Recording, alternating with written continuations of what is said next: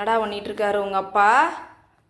பிரணவ், எங்க இருக்கீங்க ரெண்டு பேரும்? இங்கே தான் இருக்கியா? என்ன பண்ணிட்டு இருக்காரு அப்பா? என்னதான் பண்றாரு அப்பா? என்ன பண்ணிட்டு இருக்காரு? இந்த ரூம்ல இருக்காரா? ம், இந்த ரூம்ல இருக்காரு. எங்க இருக்காரு?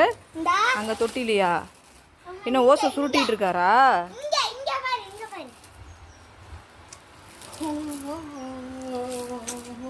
என்னங்க அது?